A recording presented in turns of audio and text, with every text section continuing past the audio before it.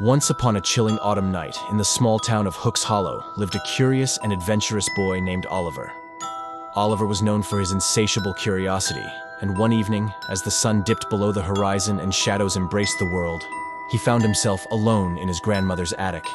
In that dusty and forgotten space, Oliver discovered an antique mirror that seemed to beckon him with an otherworldly allure.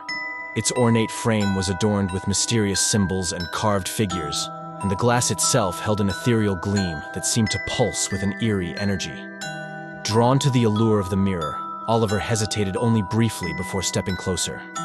As he gazed into its reflective surface, his own eyes widened with wonder and trepidation.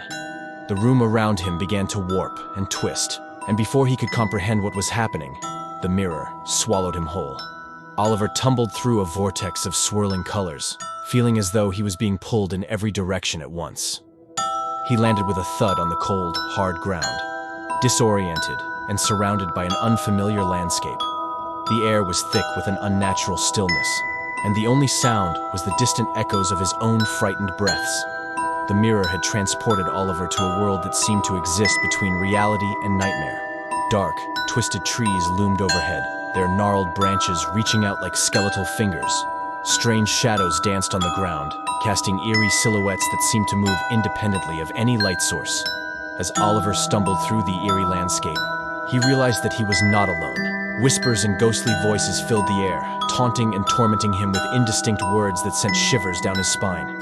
Unseen eyes watched him from the shadows, and a cold wind carried with it a haunting melody that echoed through the desolate realm.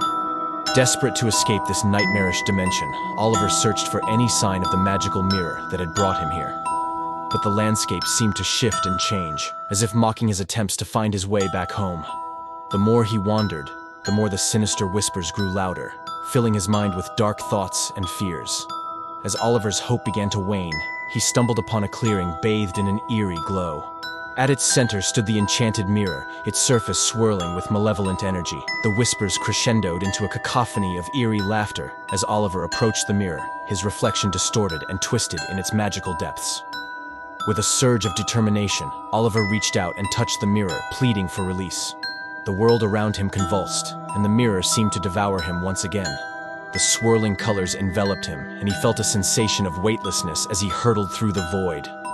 Suddenly, Oliver found himself back in his grandmother's attic, gasping for breath. The mirror stood before him, now devoid of its mysterious allure. With a trembling hand, he backed away, realizing the true nature of the enchanted glass.